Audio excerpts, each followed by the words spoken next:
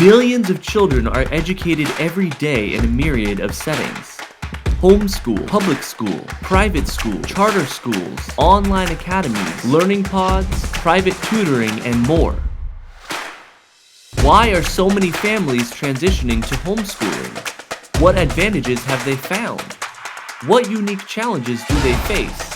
What have they learned, and how can listening to their experiences support your child's education? These are their stories. Together, we learn. This is the Edvantage.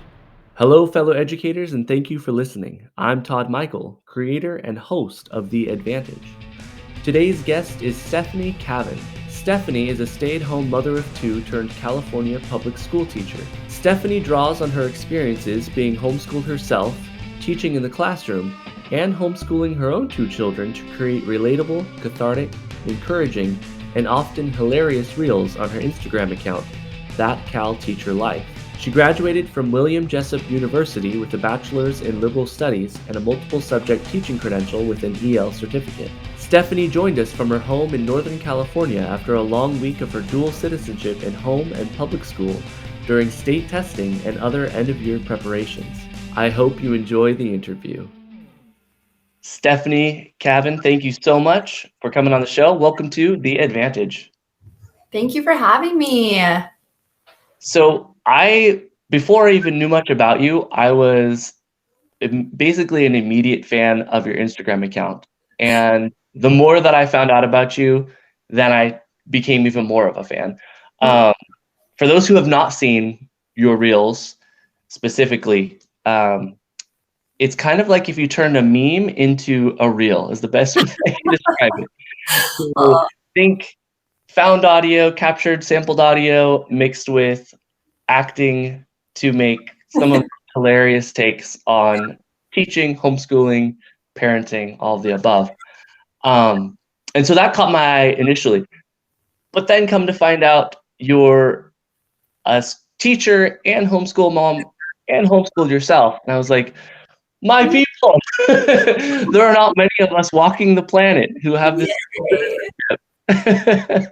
So I knew I had to have you on the show as soon as possible. So thank you for coming on. And I would love to hear a little bit to begin with about your homeschooling experience, because we all know homeschooling has come a long way in the last 5 years, but especially, since we were kids. And so I'd love to hear a little bit about kind of that era and what homeschooling was like for you, your family, all that good stuff. Yes, well, thank you so much for having me on. I love that you have all of the experiences as well of administration and teaching and a homeschool life. And I just love that. So thank you so much for having me on.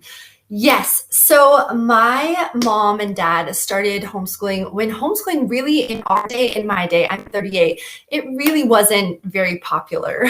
So I hats off to them for really adventuring into something that was kind of unknown. They lived in Southern California where they did public school all their life. And they decided when they started having children that they wanted something different for their kids than what they had. So they moved to Northern California. They bought a little farm and we had 5 acres, and they decided that they were going to homeschool. So I just have so much respect and admiration for them for even attempting that. So yeah, so my homeschooling, to be quite fair, my parents were really busy. And as we all know, homeschooling requires a lot of time and effort. And, in 1987, when there wasn't a lot of resources for homeschoolers like there is today. So no, there was nothing. Right, exactly.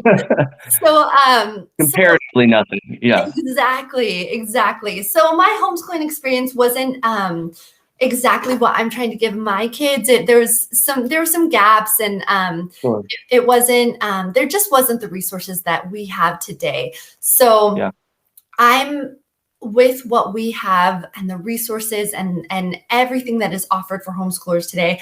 I am trying to give my kids a little bit different experience.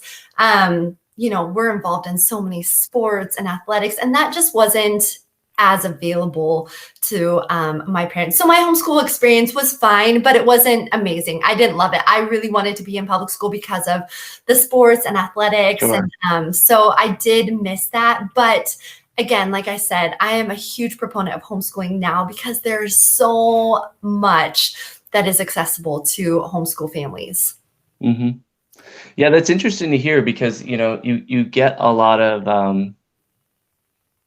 of kind of people who will not cross the line in terms of like admitting that there are flaws with either camp, like with traditional schooling or with homeschooling. So, I mean, I'll say it, like there's even almost like a cult-like approach for a lot of people where it's like, you do not disrespect homeschooling, and Yeah. then vice versa, like you do not disrespect public school. Like, what's your solutions? Like all the time on Twitter, I'll like admit that there's some issue, be like, oh, this is a struggle in public school, and be like, well, what's your solution to it? Like, well, let's Oh, just settle down. I'm not saying that I have all the power to fix it, yes. but let's at least admit that there is a problem. And so I think it's great that you're honest enough to admit that, yeah, it wasn't your favorite, it wasn't the best for you, but also you see the value in it. And I think that's key. You know, I love that there is so much to offer homeschoolers now.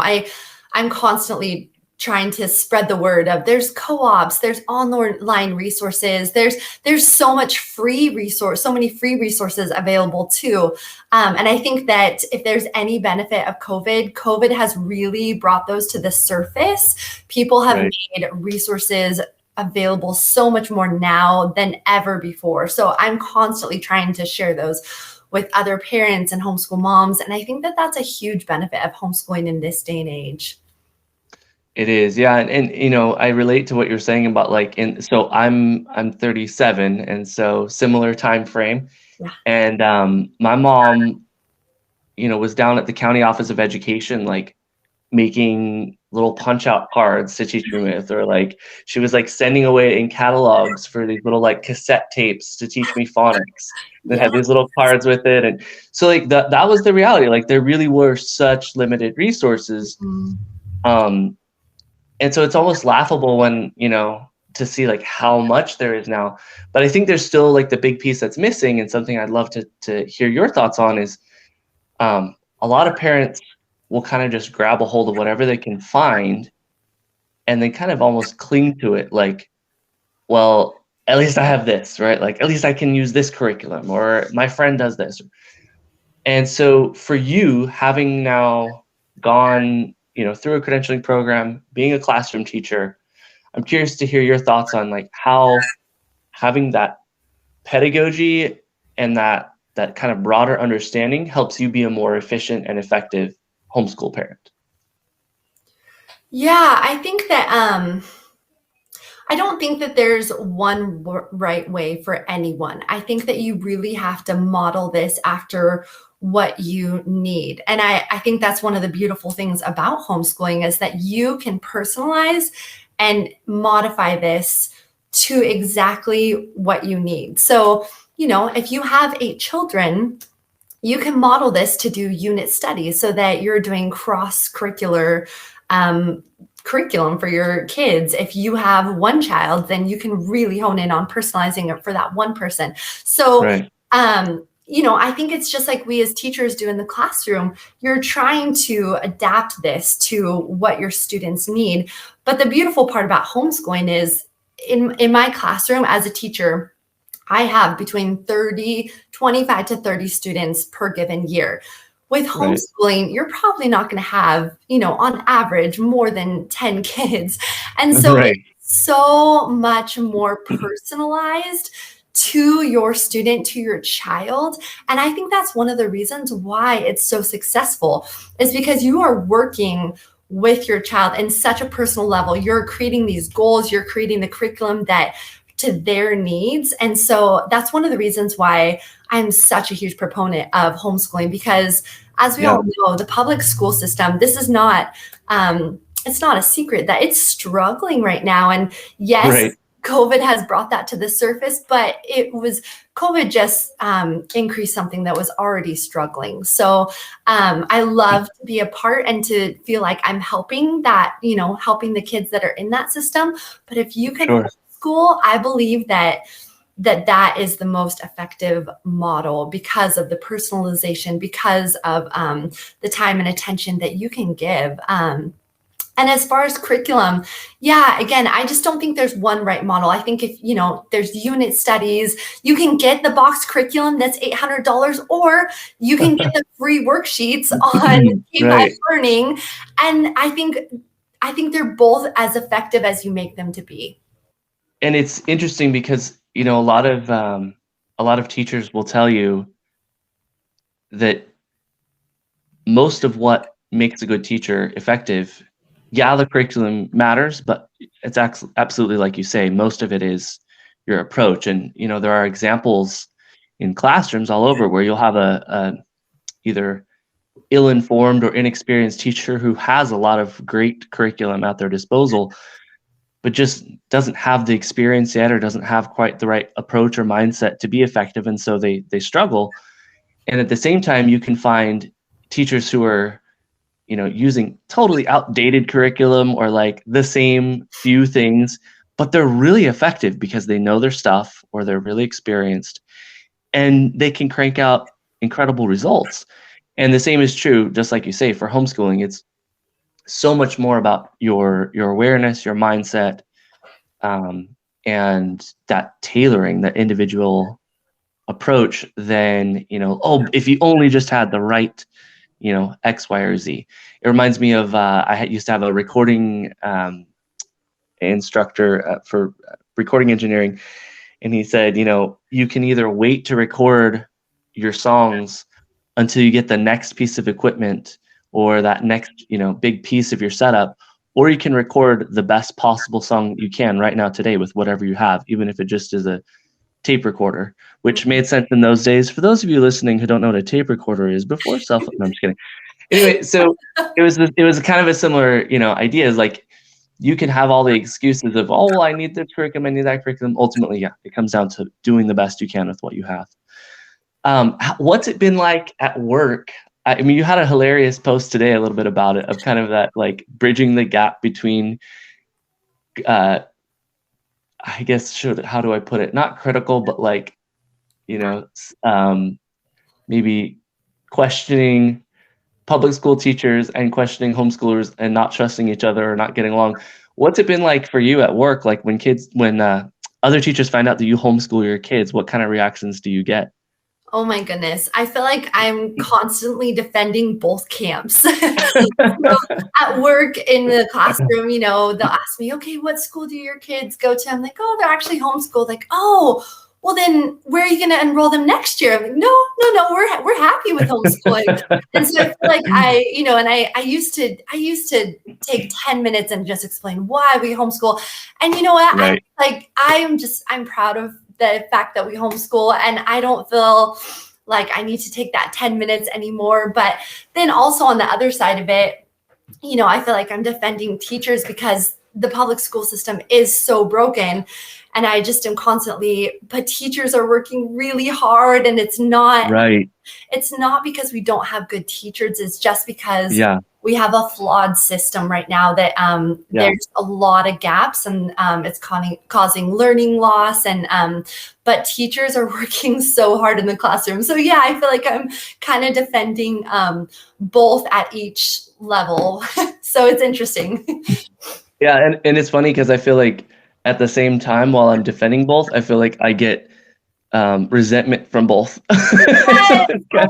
Yes, Like, I'll post something about the value of homeschool, and I'll kind of get like a lackluster response from public school teacher friends, and vice versa. So yeah, you really can't win, but I guess that's the whole reason why we try to raise that awareness. Right.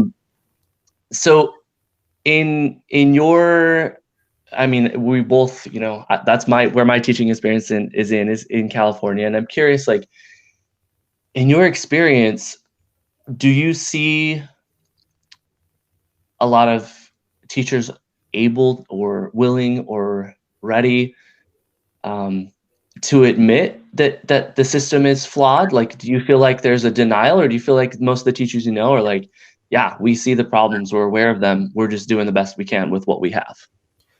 I would have to say that it's in my experience, it's the latter. Teachers are California, we have a huge need for teachers. And I think it's because teachers are tired, they're burnt out, and they understand the flaws of the system, but you feel a little helpless in knowing how to, other than in your own, your classroom, you're trying to give your students the best, but you feel a little Right. helpless in knowing Right. how to change the system. I think that we're all pretty aware. And again, with COVID, I think everything just went, it expedited a lot of things that were already in motion.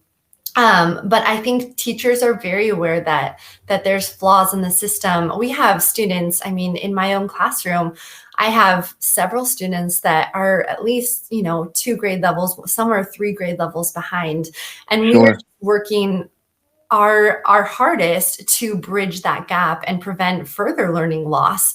I think one of the other things I was thinking about when we were talking before is, I think one of the beautiful things that I see and appreciate as I'm teaching in the classroom, that I'm like, oh, I love this about homeschooling, and that I'm able to give this to my own 2 children, is the ability to move and be free and be wild and be a child. Because I think that Yeah. we hinder that a little bit, not because just because we have to. You have 30 students in a classroom, you have to have that order, you have to have routine procedures.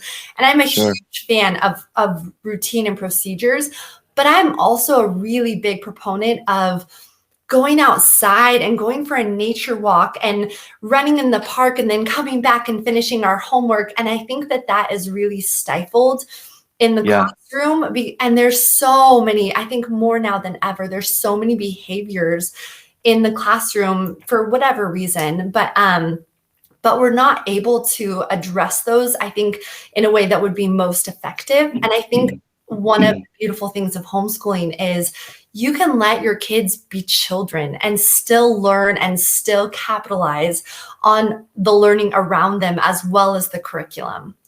Right. Yeah, and it's so interesting because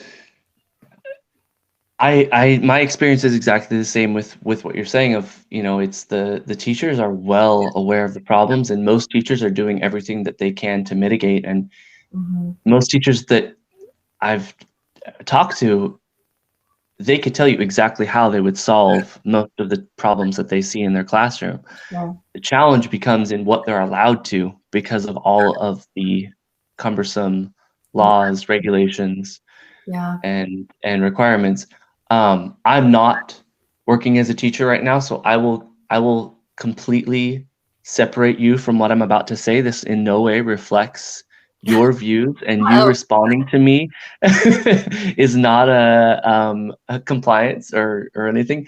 I don't want to get you in trouble, but I will say I am always careful to clarify. I am not against teacher. I'm not anti-teacher. I have concerns about the power of politicians, mhm, publishing companies, mhm, and um, in certain instances, union leaders. mhm. And I don't mean local union leaders, but the larger, nationwide scale. And the reason why I'm always so careful to clarify that is because so much of what teachers struggle with and what students struggle with are things that are superimposed upon the classroom from the top down. Right. And like I say, most teachers are like, if you were to give them free run and be like, how would you solve this? They would make the necessary adjustments. They know what kids need. They crave giving them that. And just like you're saying, like you see what kids would need. But if you were to go rogue and be like, well, we're going to go for a nature walk every, 30 minutes. We're going to go for a 10-minute walk because these kids need those brain breaks.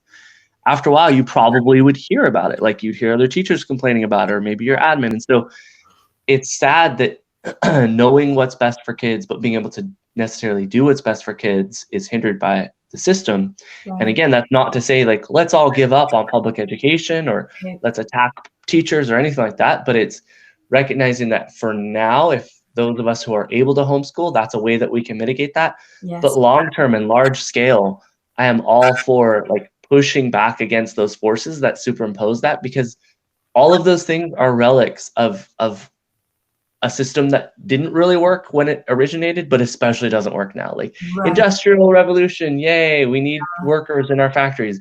Yay. Okay, that was already kind of a crappy solution. Yeah. But now we're in a totally different world. Like, we need these kids to have a totally different set of skills, and we're still approaching it with these antiquated ways. So Right. that's kind of my soapbox response. But Yeah. I know how hard the teachers would want to change it if they could.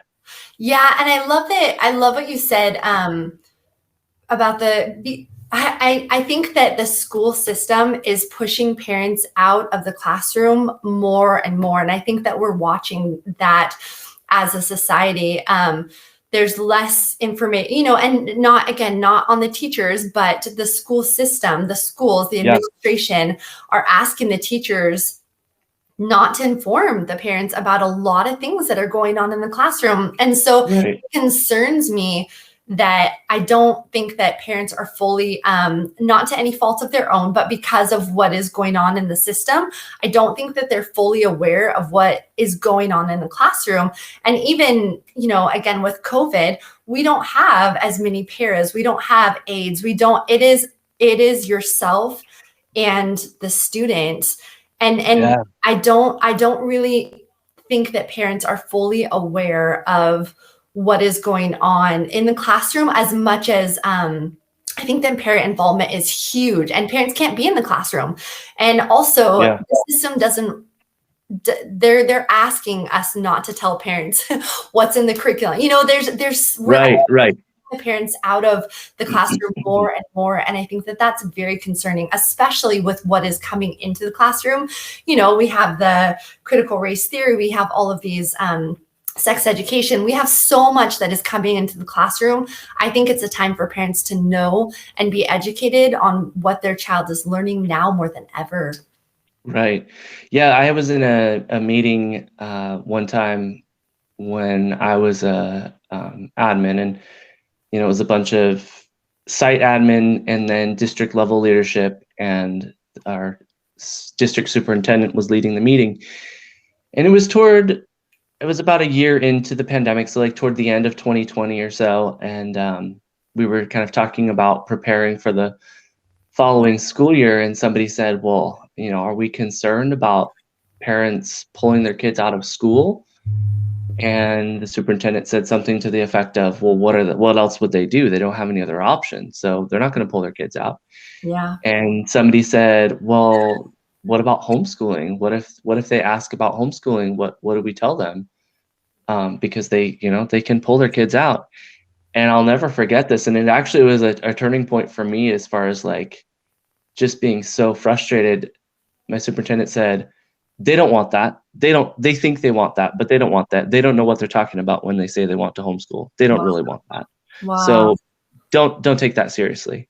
Wow. And I understand from her perspective, I think what she meant by that was some of them might think that would be more manageable, but it would be a big undertaking, and it's more reasonable and more sensible for their schedules to have their kids in school and so forth. But like, there is really this adversarial relationship between some, and I won't say all because there's variation across the nation, but between some school districts and the idea of homeschooling. Right. And it's two-pronged. There's a layer that you're saying of like, COVID has made it way harder for parents to get in the classroom, and there's certain things that are being not being reported. But then there's also just the like practicality of a lot of families who choose to homeschool are also the families that would have been volunteering, right? Because it's parents that have that availability, that are wanting to be involved. In many cases, they're parents that are not working full time and have the schedule availability. Right. So it's these families that would be the bedrock of our, student and parent associations, and would be volunteering to make extracurricular things a reality. And all of these things, and as they kind of get pulled out, then the whole, not only does the awareness drop, but kind of the whole quality of the classroom environment. So it is concerning, and I agree with you that it's not something to ignore, because the more that becomes the norm, then the more it seems like a threat when a parent does want to know, or when they do ask questions, or when they do want to come into the classroom. The norm becomes, this is not your space, and then they try to come into it, and suddenly the teacher feels threatened, rather than The way Right. it used to be, it was like, of course, it's your children, come in anytime. I would Right. always tell my parents, anytime, doors Yeah. open. You don't have to tell me ahead of time, just check in at the office. Come on in anytime. Right. Yeah, absolutely. I think that, obviously, I think that if you can homeschool, that you absolutely should. I also think that homeschooling is a big unknown for a lot of people. I think that Right. they just don't know what it is. And so, anything that we're not familiar with can be very overwhelming. And that's one of the reasons why, I started my Instagram, is because I was like, hey, I want Sure. to let you know that this is really accessible. It's not this big, huge unknown out there. Like, there are so many resources. There's so much that you can tap into that really make this doable for most families if that's something that they want. And that's really one of my biggest goals, is just to let parents know, hey, you can do this. It's not, you don't Right. have to be credentialed. You don't have to be a professional. You just have to care about your children and understand the value in homeschooling. And I think that that's one of the biggest things right now, is just parents aren't familiar with it. They're just not familiar with the model of homeschooling. And so, what do you do when you're not familiar? You get overwhelmed and you keep your kids in what they're doing. But they say that you become like your 5 closest friends, right? They say that whatever Right. the 5 people that you hang around. So I'm like, are you, as parents, are you aware of your children's 5 closest influences? I'm probably one of the biggest influences with my students, because a lot of them I see from 7 a.m. to sometimes 5 p.m. Of And course. so, and then I see, I'm seeing their friends, and I wonder if parents, some parents I haven't even met, and, I know life gets busy and stuff, but I think that being able to homeschool, you have that flexibility to know who your kids are with, what their influences are. And Yeah. influences really change kids, and in turn change a culture. So what are the influences that we're putting our kids under? Who are the influences that they're looking up to? And I think that that's so, so important. I think when I first started teaching, I did not know that this is a very liberal field. And so that was Yes. a very eye opener for me. When I first started teaching, I would say something, about the Lord or about God or something. And Sure.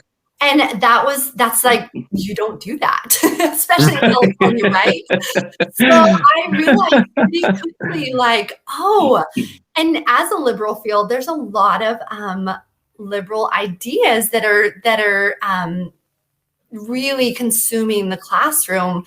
And Yeah. are parents okay with that? Are you all right with that? Because regardless of whether you believe it or not, if they're in the classroom from 7 a.m., with COVID, we're having breakfast at 7 a.m. in the classroom, and they're having after school till 5, are you okay with that being the primary thinking that they're exposed to?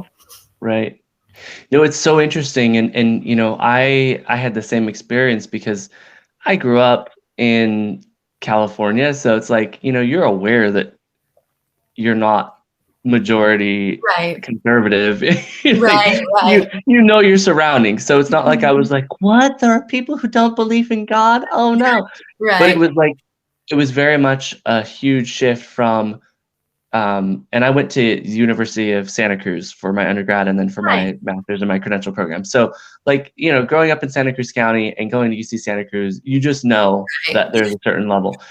But, like, some of the classes that I was in, it was like the focus was all of the stuff that people are freaking out about now. And, like, looking back, I was like, "Oh, so that was over a decade ago. That's what teachers were getting trained in." Like, this is a very systematic Mhm. approach to influencing how teachers think. It's not, "Oh, there happened to be one teacher that had that thought." It's very much systematic and specific. So, Yes. the reason why I point that out is that if we're not aware that that's happening, whether or not you agree with those viewpoints, it should be concerning because Exactly. as a conservative, as a liberal, whoever, you really should want a classroom to be a pretty neutral place politically, and you Mhm. should want to be a place where thoughts are exchanged openly. Mhm. So whether or not your teacher agrees with it shouldn't influence whether or not you agree with it, and whether or not you agree with it shouldn't influence how you're viewed or how you're treated within the classroom to any degree. And that goes for in a very conservative state, if there's a liberal family, they should feel just as comfortable, which, I have friends who have moved from California to more conservative states who, they wish that they could homeschool their children because their kids are being, harassed Right. and pressured by conservative teachers, and that's just as inappropriate. And then I have friends, when I was still in California, friends who had kids in my district where I worked, who'd be like, they'd be texting me, be like, what the heck is going on? Why is my kid's teacher saying that they have to do this or have to read this book or have to? And Right. so the whole point of it is, we have to acknowledge that there are things that are objective facts, like math and reading and writing conventions and grammar, and like those are neither good nor bad. They're amoral. And then there are things that have to do with personal beliefs and personal opinions and your ideologies and your family's values.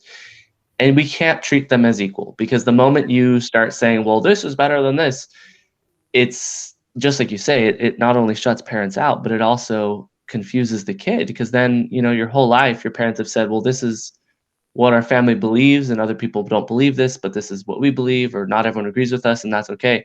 And then they come across a teacher who's like, this is the only right way. Right. What's that going to do to that child? That influence is powerful. Right.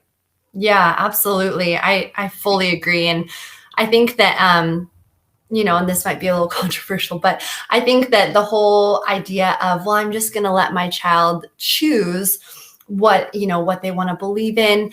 I don't think that children can choose. I think either the world chooses for them, you choose for them. Someone is going to impose their, like you said, their ideology on them. And I think it's important that we as parents, I think that it's important that we are educating our children in what matters and the quality of life. And, for us, we have a really strong belief in God. So we're educating our children and reading reading and letting them know that. But I don't think that the whole, I'm just going to let them choose. Someone is going to choose for your child. So are you going to? That void will be filled either way by you or by someone else. So I think that there's a lack in that argument, because whether it's you or whether it's a school system or whether it's the world, someone is going to choose for them. So I think it's important that we are intentional, that we are showing our children the truth and educating them in what we believe. Right.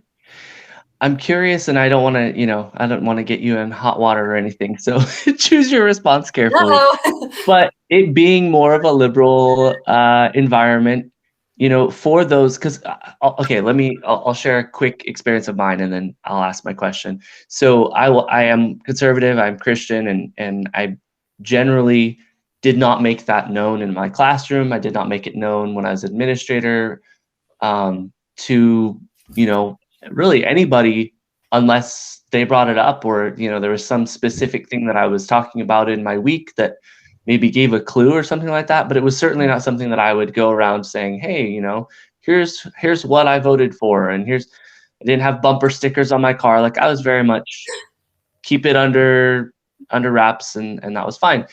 And it was always interesting to me, because I'd be in these conversations and people would just like throw out these blanket statements and expect me to like nod my head and go along. Like, of course we all agree with this. Of course we all think that this politician is a jerk, or of course we're all against this idea. And I, for the most part, would just kind of laugh to myself. But what was really fascinating is my last week in that district, after I had resigned, I was kind of like, well, screw this. I don't care. Like, what are they going to do? Fire me? So like, as I was saying my goodbyes, the teachers who had been very clear that they were, Christian, or, they were a little more conservative leaning or anything, in my goodbye conversations with them, it was almost like admitting to it, like would mention it or reference it. And it was so fascinating to me how, for some of them, like it was almost, they felt bad or sad that they hadn't known sooner. Like they wished that they had known that about me sooner, that they had kind of that connection or that safety to talk about those things in my presence without fearing that they were, not going to be supported, or maybe even be reprimanded for admitting that they were, had their religion as part of their beliefs or whatever. And so my question for you is, like, what advice do you have from your experience for teachers who don't fit with the ideology of their district or of their school. And it really could be either way. Like I said, there are states that are more conservative who have liberal leaning, families or teachers who feel out of place, and vice versa. But what advice do you have if you're a teacher in that position, or a family in that position, and your kids are at that school? What can they do to make it known, or to kind of be a little bit more comfortable with it without coming across as like, belligerent, I guess is the best word for it. Are you speaking from like a teacher's perspective, like someone who's I teaching? think, yeah, I think a teacher first and foremost, but also if there's any of that you think would apply to families, I think a lot of it is the same. Right. So, I mean, I think kind of like you spoke on, some states are going to be more conservative or liberal than others. California, we're in a very liberal state, but I had a friend who was a principal and they moved to Tennessee. And one of the things that he got docked on in his interview was that he didn't talk about God in his relationship. So, Wow. there's, yeah, and that was a complete 360 from Right. what he's like. I didn't know we were allowed to do that. Right. So obviously in California, that's a very like, you feel like you have to keep it on the DL, the down low. Absolutely. But I believe that personally, our life is a witness. I mean, I pray before I start class every day, just that, that my words and just how I relate to the kids, and because there's some tough moments with the kids, you have some and so just in my, and how I'm teaching, how I am living my life in front of the kids, that I'm giving them the life of Christ. And I lace a lot of the Bible in how I teach, like, because you have a lot of, it's not just academic, you have a lot of life moments where you're breaking up fights, you're doing relationship. And so hey, if I'm pulling a kid aside that has been, not using kind words, hey, the power of the tongue has life and death. And I'm not telling them that is from the Bible, but I am speaking the life of the Bible into them. Or, hey, he was friends has to be friendly. I need you to be friendly if you want to have friends, So these are the things that I try to really lace into everything that I do. And even if they don't know that it's from the Bible, I'm giving them those pieces of life that are life-giving, And I like to have, I do instrumental music in the background, and it doesn't have words or anything, but it would just be instrumental, and it'd just be like a beach or something on the board in front. And one time, how on YouTube sometimes a picture will pop up, and a picture of a cross popped up, and the kids are like, "Oh, Mrs. Cavin, it's holy music." I was like, "Oh," but it was amazing having that worship music on, even though it didn't have words, even though it was so calming for the kids. And I got complimented all the time. This is not to brag, but just how peaceful my classroom was. And I truly believe that was just because of God, because of what I brought into that classroom. And I didn't, I wasn't up front preaching or anything like that, but I believe that with your life and with how you give life and what you do with the kids, that in and of itself is a huge testimony. And I had kids that would tell other teachers, they're like, Mrs. Cavin never yelled. She somehow, and again, this sounds like I'm bragging. I'm really not trying to brag. It just shows there's a contrast there. Yeah. Right. It just shows that when you're bringing the presence of God in, you don't have to necessarily be preaching or using, it doesn't have to be blatant. Your life is a testimony. Yeah, that's powerful. And I think it's, the two things I always take it back to are like, do you have the same feel, if someone has a problem with that, it's like, do you have the same issue with other aspects of someone's life coming out in their class, or, being a part of it? Because, there's so much celebration of like, oh, well, teachers should be able to talk about their sexuality in the classroom, or they should be able to talk about their personal life, or they should.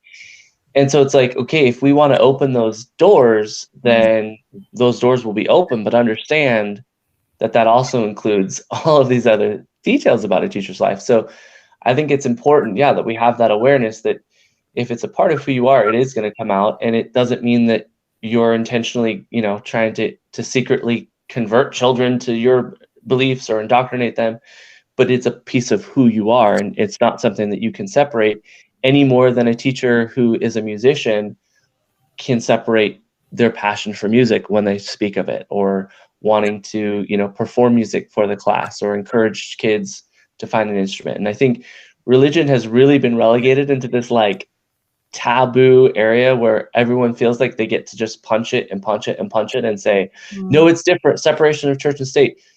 The separation of church and state was to protect religion Right. from the government overreach, Right. not to protect the fragile ears of the innocent from hearing that someone has a belief in God. Like, that was never part of the law. There's never been an instance where, somebody sued someone and that was the deciding, like, you could not admit that you were a believer. This is against, the First Amendment covers everything except professions of faith. Like, we've really gotten backwards in the Right. kind of climate, but Mhm. the law is the law. And so it's funny when people get so uptight about that, but I think you're absolutely right. It is just a matter of showing who you are. With homeschooling, I don't know how old were you when you moved to Northern California then? I was just a baby, but Okay, yeah. So yeah. you probably haven't spent much time close to the coast, I take it then. Is that right? I mean, just on vacations.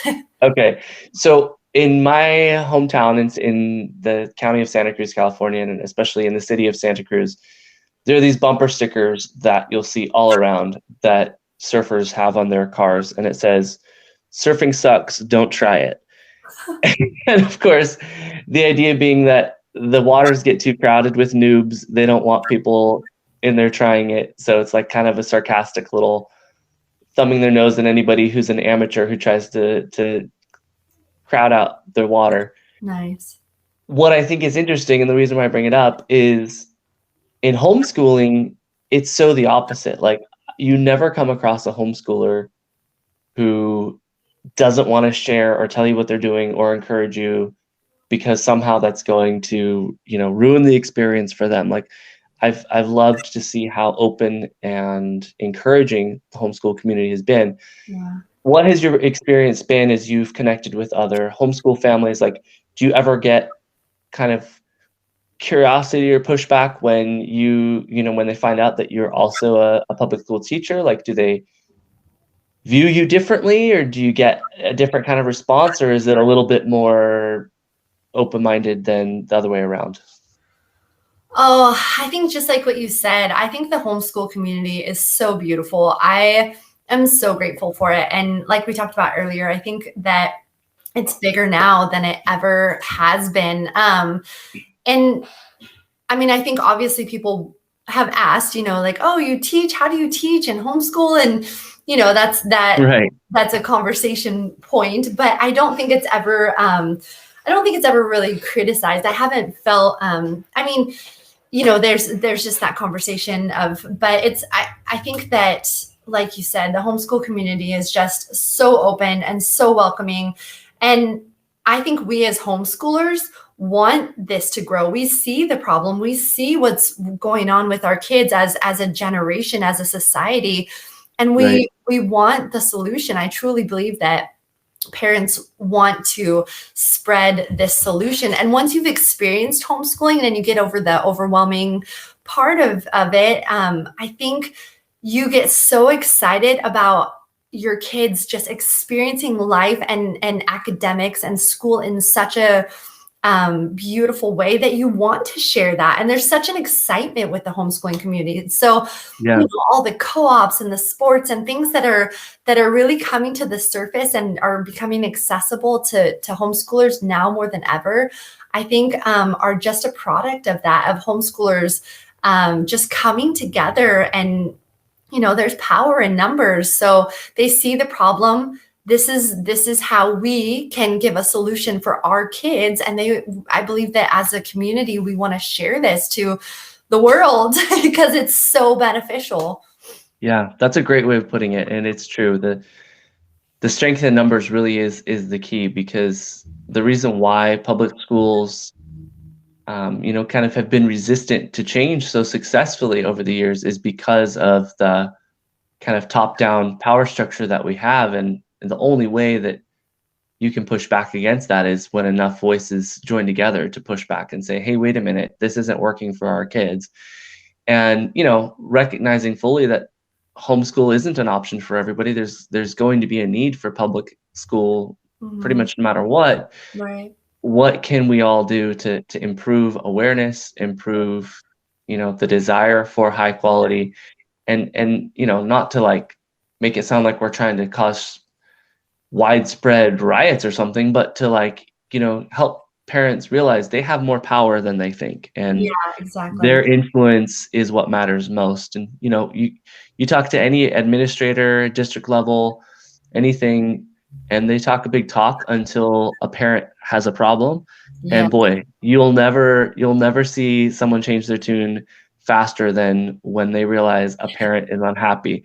Like, they fear an unhappy parent because they know that that complaint can go up their ladder to their boss and their boss's boss, and pretty soon it's a big problem for them. So Right. if more parents could just realize that, like, whether you're homeschooling, whether you're in public school, like, if you want to see change in the system in your community, you need to be a voice, and your voice may not be loud, but if you join with others, it is Yes. powerful. Oh my goodness. I'm so glad you said that, because we as teachers talk about that all the time. And I love that you pointed that out, because parents are far more powerful than they realize. Because if the Yeah. school doesn't have students, they don't have ADA, they don't have their attendance. Right. And if they don't have attendance, they don't have money. So the power of the school's decisions lies in the parents' hands. And if the parents come together on any decision, I mean, boy, watch out, because that's when the administration is going to back out. So I love that you pointed that out. I would love to hear a little bit about you said that people a lot of times question or have questions about, how you balance being a teacher and homeschooling your kids, right? Because you're not going to have the same availability or the same contact time with them throughout the day. I would love, if you don't mind, before we end, if you could share a little bit about that, because I do think there is a subsection of homeschool parents who are either working from home and so their time is limited, or they're working part-time, or some who are working outside the home, and they're trying to find that balance. And a lot of homeschool approaches, a lot of curriculum kind of are assuming this full-time approach, which is of course ideal for those who can swing it, but not everyone can do that. And so what advice do you have? What have you found that works? What have you found that is, a challenge, for those who either are or who are considering homeschooling while still balancing a career?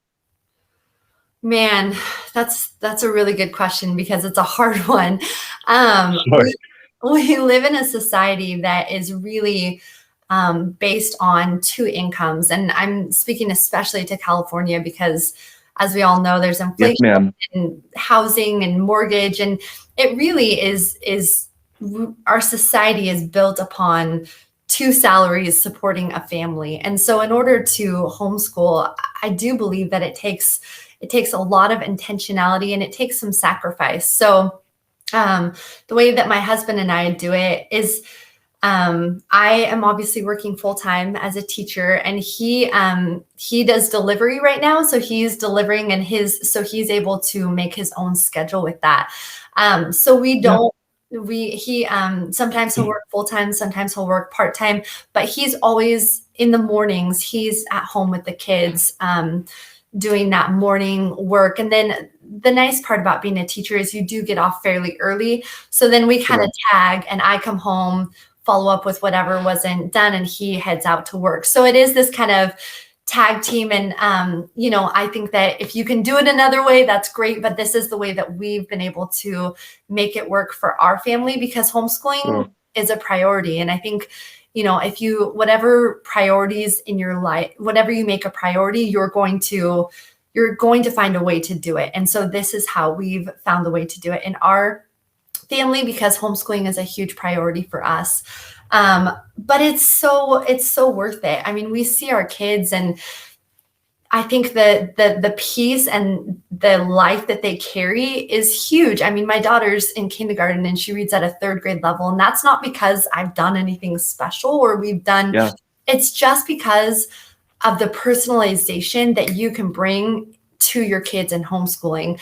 And absolutely. you're not sitting in a seat for 3 hours at a time. You're able to adapt, and it's flexible, and you make it work in your schedule. And I really think that that my kids' high academics reflects the beautiful personalization that you can give to your kids in homeschooling. And I mean, I think the statistics, if you look up the statistics for homeschooling, according to the National Home Education Research Institute, homeschoolers Mhm. scored 15 to 30% higher on tests than students in public school. And then Right. 24.5% of all homeschool children have enrolled in grade levels at least one or more steps above their age group, which is a really big deal right now because in the school system, it's pretty typical to have students 1, 2, even 3 grades below. The other direction. Yeah, Yeah. Yeah. exactly. So homeschooling is really showing in the statistics, and kids that are doing it, it's proving to be a very effective model. So when people ask me, like, are your kids doing okay? They're doing great. And Yeah. yeah, and even socially, I get that question a lot too, like, so how do you socialize? And that's a funny question to me because I'm like, we have to pull back because we have church, we have baseball, we have Ninja Coalition, we have so Yeah. many Yeah. outlets. Because you have time to do all that. Yeah. Right, exactly. And the kids, the I think the multi-generations that they are exposed to is also a really important factor in their confidence because they can talk Sure. to a 70-year-old or they can talk to a 2-year-old because they're around different generations all day long. They're not sitting with, all 8-year-olds or all 9-year-olds all day. So they just don't know Absolutely. how to communicate. And I think that those pieces are really important because we're raising confident, well-balanced children. And I don't always think that people understand the benefits and the socialization that they are experiencing. That is so powerful. And you're absolutely right. The irony of, the socialization with homeschooling, I mean, unless you are deliberately going out of your way to homeschool because you're trying to raise your kids on a compound where you're intentionally, keeping them um, ostracized from the rest of society. Like you can't really stop them from progressing because there's Right. all of the things that you mentioned, and then there's also just the self-esteem layer because Sure. they're not dealing with all of the bullying and the competition and the comparing that inevitably does happen when you get so many kids together in most Mhm. traditional school settings. And so they have that confidence to continue trying, continue connecting with others, continue exploring their interests and wanting to take those classes, wanting to learn those skills and build in themselves. They're not to the point where by the time they're done with their school day, they just want to go home and like try to recover because they're exhausted and burnt out. Right. So very well put. I love that you said that. Mhm. Well, for those who are unfamiliar with your Instagram account, what will you give a little plug? Just kind of explain what you aim to do. I know it's kind of shifted. I was looking back, some of your early stuff was like very fitness oriented, which is awesome that you're into that. I'm big on fitness as well, but recently, like it's been very consistent with kind of your approach. But what can people expect to find if they give you a follow? And then of course, remind us of your handle so that everyone can give you a follow. Oh, thanks for the shameless plug. So it's that Cal Teacher Life. And I really started it just kind of like what I said before. I want to just spread the word about homeschooling because Sure. as a teacher, I'm seeing so many kids struggle in the public school system. And there's a solution. And I feel like I would not be doing anyone, I feel like I would be doing a disservice to parents if I wasn't letting them know that, hey, this is something that is accessible and you can do it. I think that so often we have this mentality that well, I just don't have the time, I don't have the finances, I don't have the credentials. And really, all of that is not as important as just focusing on your children. Yeah. I'm just really trying to spread the word, and I have the ability to spread resources. I try to spread the resources that I know as a teacher. Anything that I'm using that's free. Hey, I used Mystery Science today. You guys should check it out. So Yeah. any free resources that I'm using, I'm really just trying to use this platform to give all the tips, all the resources that I have. Not that I have so much, but anything that I'm exposed to, just spreading the word and letting parents know that there is an answer. If your child is struggling, homeschooling is a great option.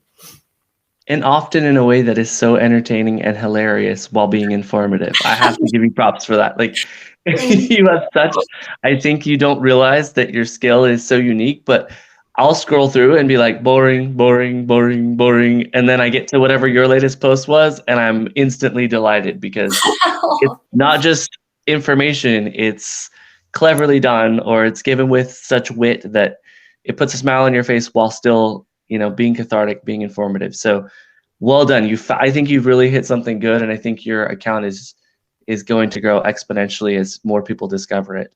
Thank you. Thank you so much. So I really appreciate you taking the time to come on the show. Like I said, I was so excited to find, someone else as uniquely aware of kind of these dual worlds, really is what a lot of people view them as. And thank you for coming on and helping identify that really it's the same world. Like we're all in it for kids. We're trying to give kids the best possible education we can. We may not all agree on what that looks like or how to go about it, but classroom teachers, homeschool parents, at the end of the day, most of us are in it for the right reasons, got into it for the right reasons, and are willing to make sacrifices for the sake of these kids. And so thank you for using your voice and your experience to promote that, to encourage other families. Thank you for being a teacher in the hardest state to teach in, I will say it, at one of the hardest times to be a teacher. Like there are teachers just dying on the vine, leaving and leaving and leaving, or people like me, educators who are just leaving the state altogether. And there's such a need. And here you are, not just enduring, but thriving, enjoying it, making the most of it, and actually using your daily experience as a way to reach beyond your classroom and inspire others. And so that's so admirable. And I cannot thank you enough for your advocacy, your voice of reason and practicality, and then also keeping it light and helping us smile, because if there's anything we all need right now, it's some lighthearted, fun content, and you're great at it.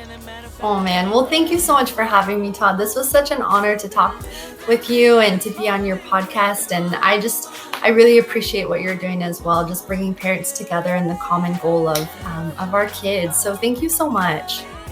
Absolutely, that's what it's all about. That was Stephanie Cavin, homeschool mother, public school teacher, and Instagram influencer. If you liked what you heard today, please take a moment to give our podcast a positive review to grow our audience, and be sure to share it with the other parents and educators in your life.